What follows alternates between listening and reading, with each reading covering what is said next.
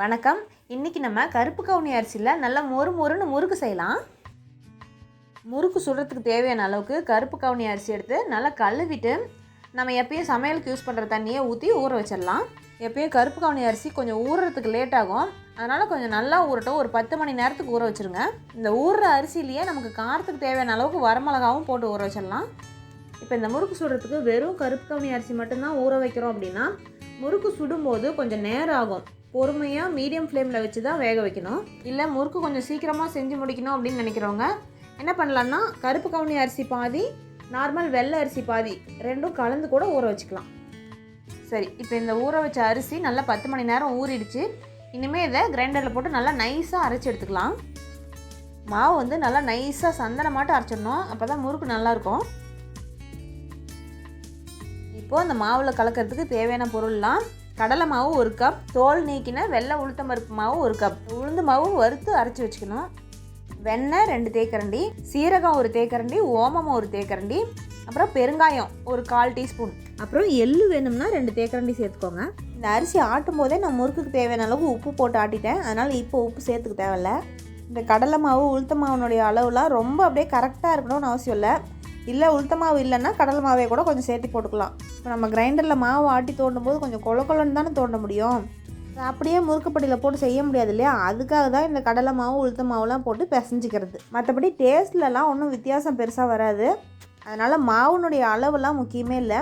மாவை தோண்டினதுக்கப்புறம் இந்த மாவுலாம் போட்டு பிசையும் போது நல்லா சப்பாத்தி மாவு பதத்துக்கு வரணும். அப்போ தான் முறுக்கு குழாயில் போட்டு சுடுறதுக்கு வசதியாக இருக்கும். இது எல்லாத்தையும் நல்லா கலந்து பிசைஞ்சு வச்சாச்சு. இந்த பதத்தில் இருக்கணும். இனிமேல் நம்ம முறுக்கு சுட ஆரம்பிக்கலாம். முறுக்கு மாவு இந்த மாதிரி தட்டில் புழிஞ்சு வச்சும் போடலாம், இல்லைன்னா முறுக்குப்படியிலேருந்து நேரடியாக அப்படியே எண்ணெயிலேயும் பிழிஞ்சு விட்டுடலாம்.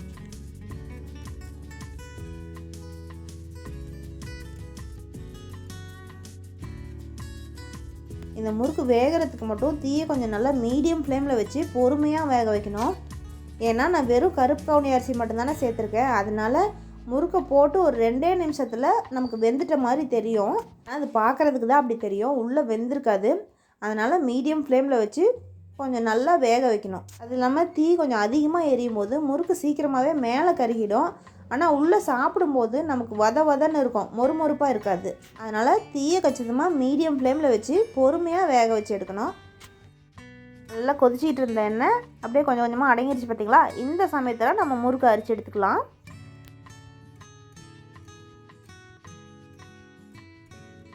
இந்த முறுக்கை பொறுத்த வரைக்கும் பார்த்த உடனே வெந்துடுச்சா வேகலையான்னு கண்டுபிடிக்க முடியாது. அதுக்கு இன்னொரு ஐடியா என்ன பண்ணலான்னா, ஒரு இடசல் முறுக்கு சுட்டு எடுத்துகிட்டு அது கொஞ்சம் ஆறட்டும்னு சாப்பிட்டு பாருங்கள்.